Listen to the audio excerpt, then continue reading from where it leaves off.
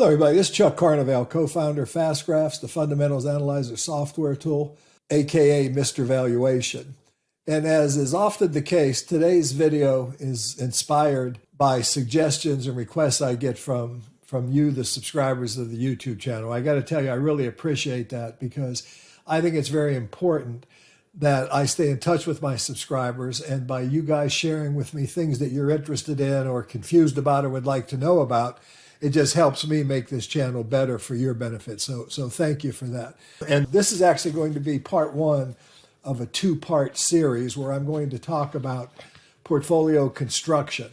And pardon me for reading, but I had several comments in the last two articles, several in yesterday's article and several in the article before that, where people were asking me the following. I'm going to start with Marcy and John. This was yesterday's video. Several times you mentioned, pardon me for reading, by the way, several times you mentioned, buy when you get a chance. Please advise if you have a watch list, and if so, what are the criteria for constructing that watch list? Well, Marcy and John, I'm going to illustrate here. Well, I have actual several watch lists, and I do have criteria for constructing them, and I'm going to try to share that with you in this video. And then on yesterday's video, I'll repeat, Alex C. made the comment, great comment as always, thanks Alex. If you had to start your investment portfolio all over again today with the goal of having an option to retire in 10 to 15 years, how would you theoretically build it? Now I repeat this comment because today's market is very frothy.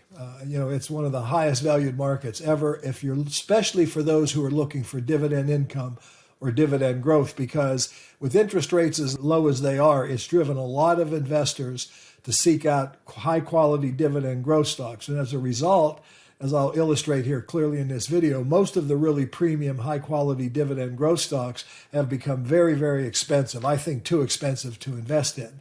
So that means you have to start looking in other sources. I'm going to show you how I did that and how I came up with over 130 stocks that you can invest in today that are attractively valued. Okay. And by the way, part of that comes from having watch lists that are preloaded in the FastGraphs research tool. And some of that comes from watch lists that I've personally create and kind of keep and follow. And I'm always adjusting them and always make them. And I'll show you more on that later. And then I do also had another comment from Danil Semyonov, and I hope I pronounced that correctly, Danil, who said, thanks for the great video, Chuck. Do you have any plans for videos with the portfolio structuring? I mean, can we find some great companies? We can find some great companies, but what strategy do you use to put them together? Allocation, sectors, etc. How to properly apply them. Thank you very much for the content. I really appreciate every video.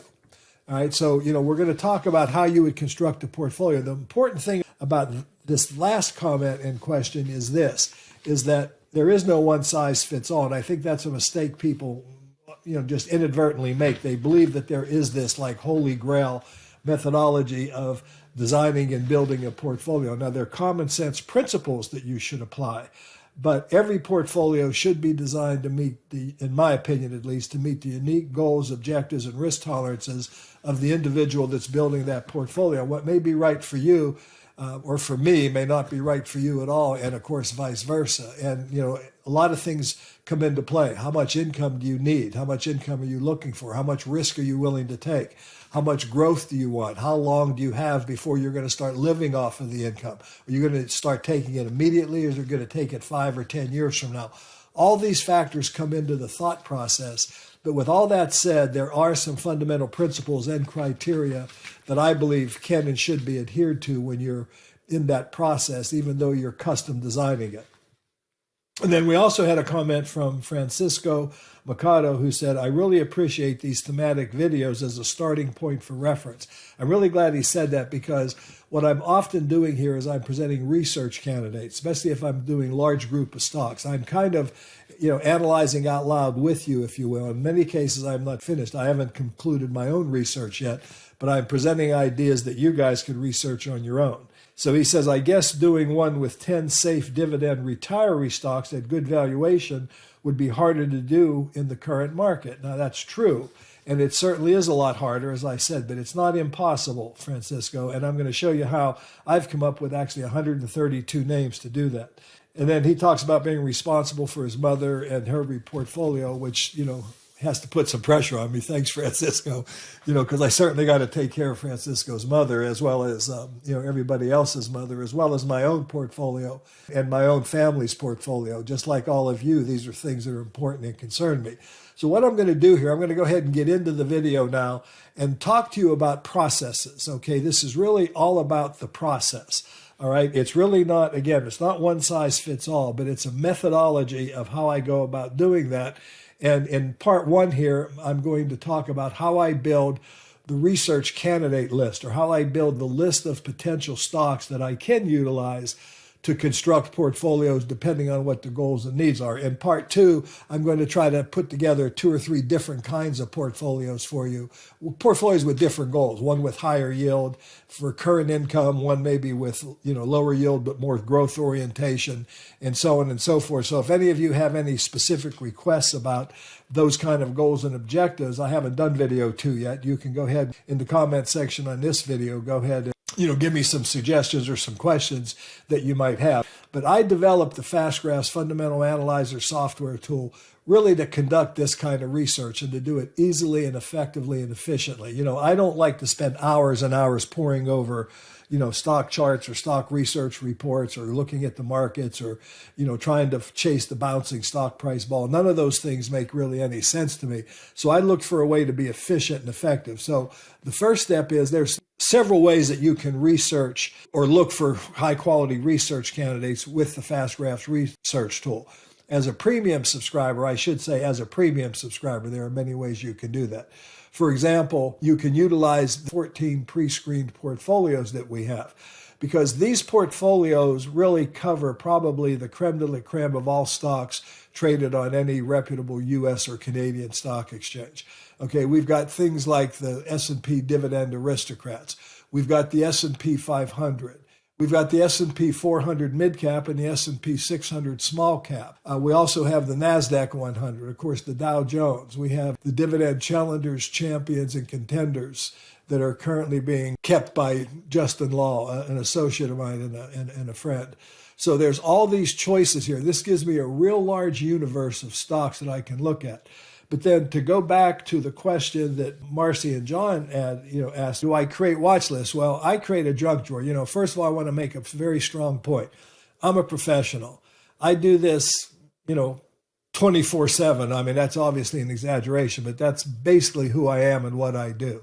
Okay, it's what I do for a living. I'm doing it on the weekends when I'm sitting in front of my computer. I certainly do it every day during the week. I'm always looking at stocks. I'm following the markets. I'm reading the Wall Street Journal. I'm using my FastGraphs tool to go through and look for, stock ideas and, things. So I'm constantly doing that. I do this for a living, basically. All right. So this is my watch list, if you will. Okay. And this is obviously more than a watch list, but the point is this is my junk drawer of portfolios that I've built. And I keep lists of things like, that are candidates for me, dividend growth stocks, core income buys, aristocrats overvalued. That's one I'm going to actually go over with you a little bit here in a moment. But I also, keep track of things like regional banks. There's several regional banks that are going to be on the list of stocks that I talk to you about. I'm going to be sharing with you here today.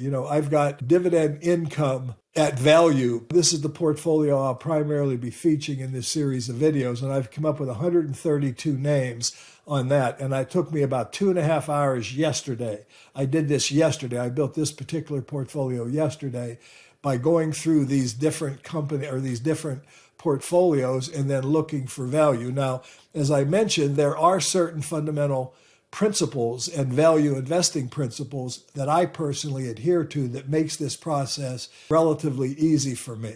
Okay. So, what I do is I create these custom portfolio views. You can do this in FastGraphs. You can look at all these different criteria that you can add. You can build all these columns here, and I'll talk about that more here in a moment with you. But point is, I can go into any one of these. Now, I'm going to start small. I'm going to go into the Dow Jones Industrial Average here, and I'm going to hit the review. Now, I'm a value investor, so my minimum value criteria is an earnings yield of 6.5% to 7%. Okay, that's not etched in stone. That's an ish number. If you're really struggling, you could drop it down to 6. If you really, want to be, really look for really attractive value, you could push that number up to 7 or even 8. But the point is that's a minimum threshold. The higher the earnings yield I can get, the better, because that's the real key. The second thing is the dividend yield, okay? Specifically today, I'm going to be talking about building a dividend income portfolio of retirees. I would use this same process for growth stocks, and I did a growth stock small and mid-cap growth stock recommendation or video a couple days ago, and I went through this same process, but I alter the criteria a little bit. But here I'm looking for a PE ratio of 15 or lower. Okay, now the reason I say that is because that gives me a 6.5 to 7% earnings yield. All right, so when here's one at 14, I've got a 7% earnings yield. That's Merck. This is the Dow Jones Industrial Average. So, I can order this by PE, and I can look at, the companies that give me a 15 PE, and I stop at Merck. Once I get beyond that, I start getting higher PE ratios and lower valuation. I'm going to ignore those companies. And by the way, this is my largest holding, or one of my largest holdings, Johnson & Johnson. I bought it many, many years ago. I still love the company. I'm not selling it. I'm going to continue to hold it, but I don't think it's investable today. I wouldn't add new money to Johnson & Johnson today, okay? But I own it, and I'm going to continue to own it because I've got a very low cost basis, and, it's, one of the creme de la creme companies in the world. But I go through this process. I go through these different types of portfolios here that are available to me in FastGraphs. I went through the same process with the S&P 500.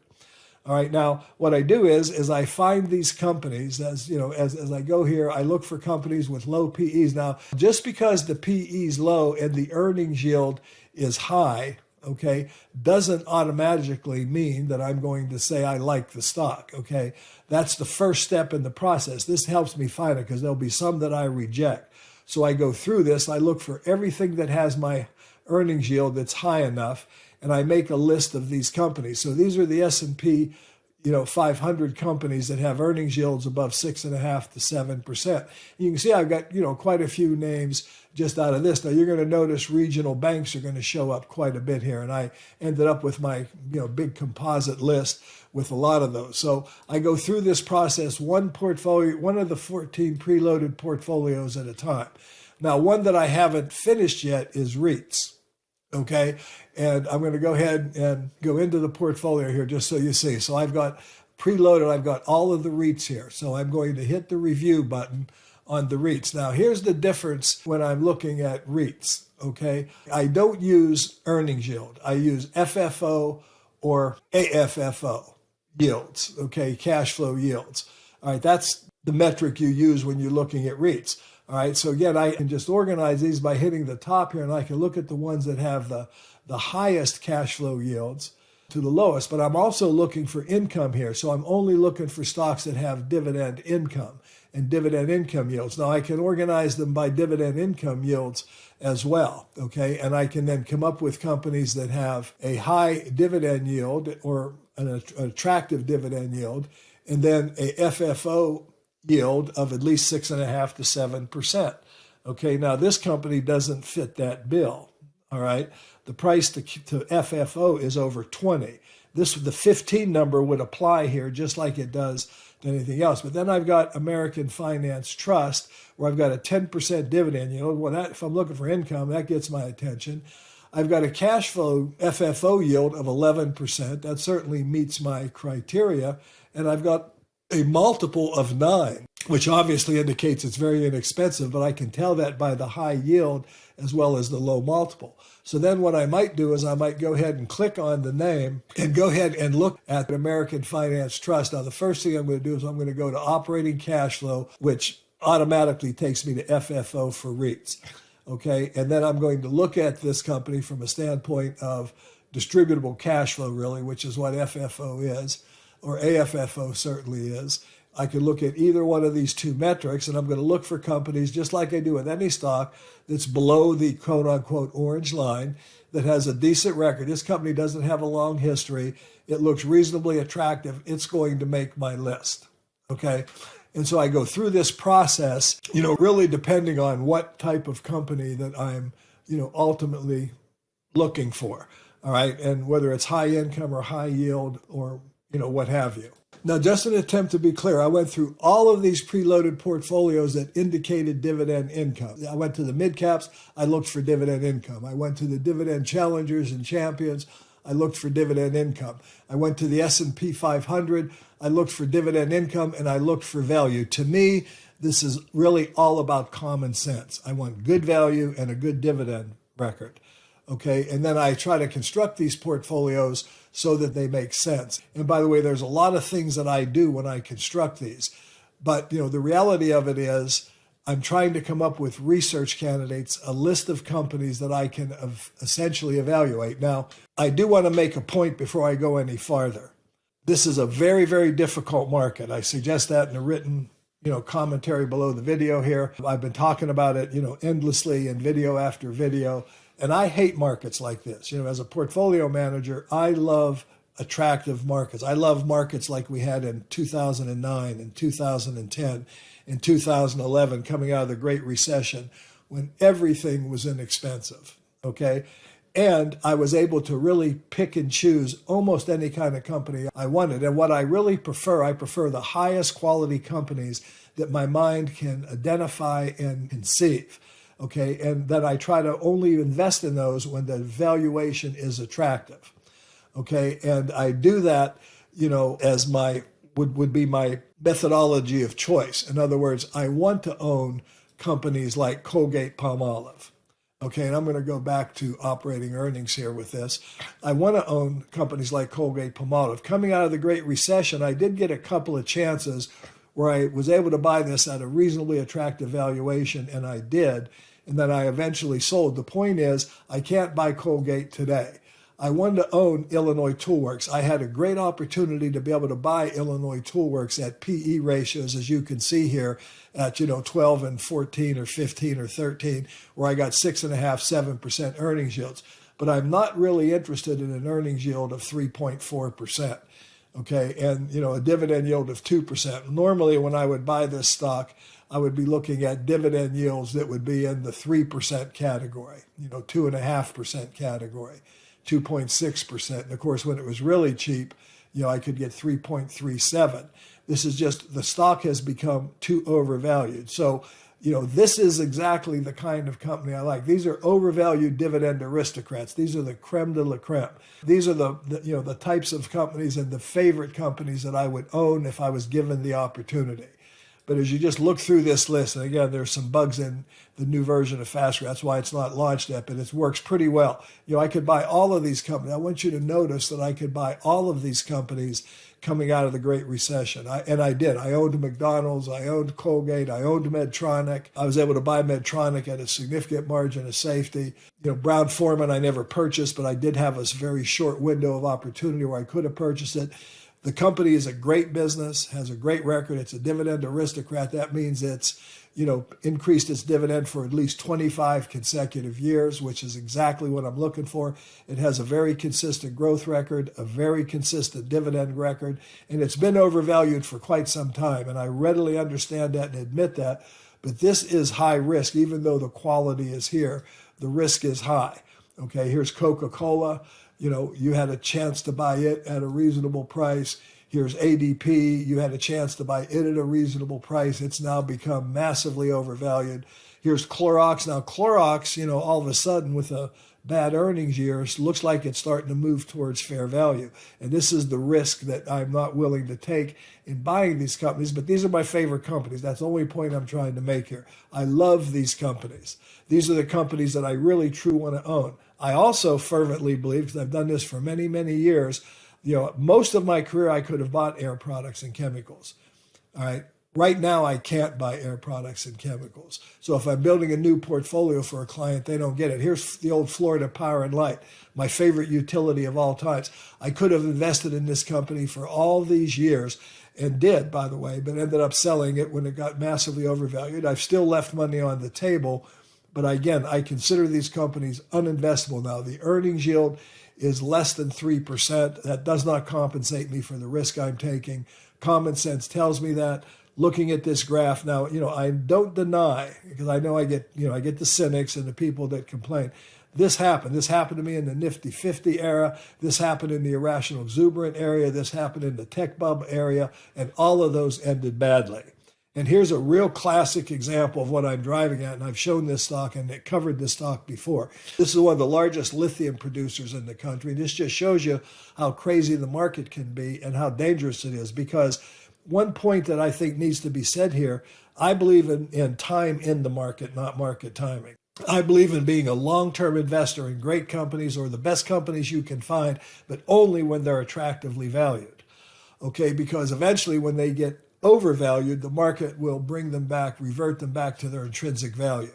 When they get undervalued, the market will bring them back to their intrinsic value. And we had Albemarle here do that. It got really overpriced. It collapsed, came back into intrinsic value, had a couple of bad years, of course, COVID. This is the COVID recession. And now the market's putting it back at this stratospheric, valuation again, and it makes no economic sense. An earnings yield of less than 2% simply doesn't make any sense. And you can just see that over and over again with these best of breed companies. Here's Hormel. This is not normal, and this is not attractive, and this is not justified. People want to argue that because of low interest rates, we can justify these valuations. The companies maybe are worth that now. They're not. When they're only giving me an earnings yield, if the company gave me all of their profits and I'm earning less than 4%, Chuck Carnival's not interested. Now, I can be wrong for years in a case like that, but as I'll get into here in a moment, I can also find great companies that are really good companies at attractive valuations, in spite of the fact that these creme de la crumbs, that my favorite, companies of all time, here's Procter & Gamble, here's Standard & Poor's, you can always buy this stock at a reasonable value. This is a really crazy market we're in, and I believe it's fraught with danger. Okay, so, what I did was I put together this portfolio of dividend income at value, that, as I pointed out. And I'm not going to go through 132 stocks here, but I am going to point out that there are a lot of stocks at value. But here's the other factors you want to know. There's a lot of regional banks that made this list, as I showed you earlier. So here's the list. This is the dividend income at value. There's over 130 stocks in it, as I pointed out. And here's what I want you to note. I want you to notice look at the regional banks that are in here. Now, obviously, I'm not going to invest in all of these regional banks, and I won't be suggesting. I'll get into that when we talk about portfolio construction in part 2. But the point is, I've got a lot of choices here. I can look at those choices based on things like dividend income. And I want you to note these regional banks all have very similar dividend yields, 2.5% to 3%. Some lower. You would examine each of these, and it would depend. Are you looking for maximum current income? Are you looking for maximum dividend growth, or what have you? Because, for example, if I use this custom, I can go in here and I can also, this is how I'm going to be utilizing the portfolio for you when I get into part 2. I can go in here and look at dividend growth, in completed years for the last 10, 15, and 20 years. Okay, and so I can look at dividend growth here. So, if current yield is my factor, I might look at the highest yields. If the growth of the dividend, then I might look at how fast they've grown their dividends over the last 10, 15, or 20 years. It's that kind of process that I'll be going through when I do this with you or for you on your behalf. Point is, what I really want you to note here, let's focus on the PE ratio and let's focus on the earnings yield. And if it's a REIT or something like that, it would be cash flow yield.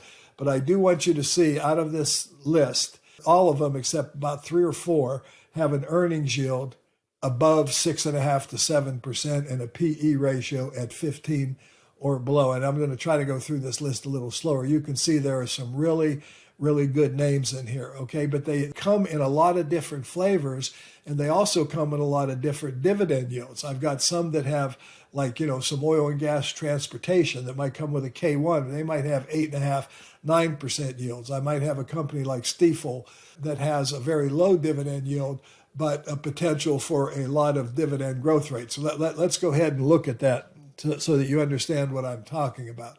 Okay, here's Stifel. I still call it Stifel Nicolaus, which is the name of the original company. Now you can see they've only been paying the dividend for a short while. They have a very low dividend yield, but they've been growing that dividend very quickly. And more importantly, this company is forecast to continue to grow at close to the 15% criteria that I like over the next year or two, and maybe 7 or 8% longer term. So I might use this for that comment where I had it was 10 or 15 years away from retirement, and they were looking for, to build a portfolio, a buy and hold long-term growth portfolio where the income would increase so that by the time they got to retirement, they would have a higher yield. But I've got a lot of very interesting names in here. I've got companies, that I've gone through with you before in recent videos. And, I'm just going to go through some of these very quickly for you. You can see the different flavors. Here's Energizer Holdings, the battery company. It's a spinoff, okay? It's got a dividend yield of 3% and decent dividend growth, but it doesn't have a lot of historical dividend growth currently. These companies are all different. The one thing they share is they've got a reasonable valuation and a reasonable earnings yield, but there's a lot of different characteristics here. Here's TC Energy Corp, which was completed by a merger. I had a comment. I already forgot what it is. Here's Cigna, which is growth, just starting to pay a dividend, but a very good growth stock. But again, it's attractively valued. I've got Eastman Chemical here with a 2.5% dividend yield, earnings yield of 3%. Now it's already recovered off a low, but it's got a very good historical dividend record. You can see the dividend, was flat here for several years, but they also have, it's been consistently paying it, and they've been growing it more recently at a much faster rate. So I've got all these. Here's McKesson with a low yield and good growth and very, very undervalued in my opinion, like a lot of the healthcare distributors are because of the settlements of the opioid crisis, etc. I've got Unum, one of the cheapest life and health insurers out there, an unbelievable earnings yield, unbelievable dividend yield, and I might add, a very, very good dividend record historically. They've increased their dividend, for the last decade or more, coming out of the financial crisis at a very nice rate. You can see that over here. So what I've done is I've now created a list of companies that have a lot of different characteristics here. Different dividend yields, different growth rates, different valuations, but they all are attractively valued. They all pay some dividend. Again, some of them are high yield, some of them are low yield. But now I do have, even though this market's crazy overvalued, I've got a group of companies that I can begin. These are research candidates that I can begin conducting more comprehensive research on. I'm just fanning through these now so that you can see, what's available and keep that in contrast to the high valued aristocrats I showed you just a few moments ago. And, here you've got companies that are reasonably priced. They have, some of them, have gone through some issues in the past. Others are just attractively valued. They've got good long-term dividend records. They've got decent yields, good earnings yields, good valuations. And again, depending on what your goals and objectives are, we'll talk about that a little bit more. There are some that are just steady Eddie type utility stocks. I've got, growth stocks in here, like I showed you Cigna a moment ago. Here's fertilizer and agriculture with a 2% dividend yield and a 7.5% earnings yield at a decent value with, some pretty strong forecast growth expected going forward. So there's all types of companies here for you to be looking at. That's the point, or for me and you to be looking at in part 2. Okay, I'm going to be going through these. Here's Bristol Myers. I've covered that. This is really a valuation play. Good yield, low value, a lot of potential upside. Here's Raymond James Financial, which is more growth oriented. Here's Amdocs, which is a consulting company, good value, not real cheap, but great value. But the point is, even in this frothy market, Northrop Grumman, here's another regional bank. You can see that I've got plenty. Here's Aflac. This is one that I've held for a long, long time. Here's another regional bank. There's another regional bank. Again, I'm not going to own all of these regional banks or try to, because I do want to talk about portfolio sizing and stuff in part 2 when I do the next video. But the point is, I've put together a list of companies. Now, these companies aren't all perfect, and they're not the creme de la creme like I showed you before. But what the advantage they have over those are that they're still good companies and you can buy them. Some of them are really good companies, like I think Global Life is one of those examples. It's more of a growth orientation, but it's a premier company at a good valuation, not real high yield. There's AT&T, which is, going through some issues right now. A lot of people are aware of it. I still think this is a very, very attractive for someone looking for high current income. Any of the Canadian banks look probably attractive today. Here's, Bank of Nova Scotia and a couple right there. Here's Tyson Foods, basic food stock at a very attractive high earnings yield, low valuation, good long-term dividend record, good growth since coming out of the recession. So there are choices here. Here's Prudential, here's Kroger. Someone asked me about this recently. Kroger looks reasonably attractive. Here's your basic, everybody goes to the grocery store a couple times a week. It's got a decent dividend yield, some decent growth, but you can buy it at a reasonable valuation. Here's Lionel Basel. This is one where you want to be careful how you value this stock because, when you change time frames, the growth rates change quite a bit. That's part of the process we'll get talking about when I get into it. But just, here's Discover. Here's Chemours, which is a diversified chemicals company with a 3% yield and, really strong expected growth. That was a spinoff from Dow Chemical. Here's another regional bank. So, I've got 132 names here, and I'll be focusing on this more in part 2 on how I would pick the ones that I would want to put together to a portfolio. But that'll be for part 2. I hope you enjoyed this video. If you did, please, smash that like button. Give me a thumbs up. Subscribe to the channel if you haven't already. And once again, I want to appreciate all of you. I thank you all for following my work here. My job is to try to help you make better, more prudent, sound, long-term, value-driven investment decisions. Thanks for watching. And by the way, the FastGraph research tool is what's allowed me to put this together. And I built this portfolio I'm showing you here roughly in 2.5 hours just using the preloaded portfolios on FastGraphs. So, there's lots of names here that you can look at. Now, this is a REIT. Okay, I want to make a point before I leave this. Here you immediately want to go to operating cash flow or funds from operations is what you're going to by picking the operating cash flow or the FFO. And obviously this is, an attractive looking REIT when you do that. Thanks for watching. Can't wait for part 2. Talk to you then.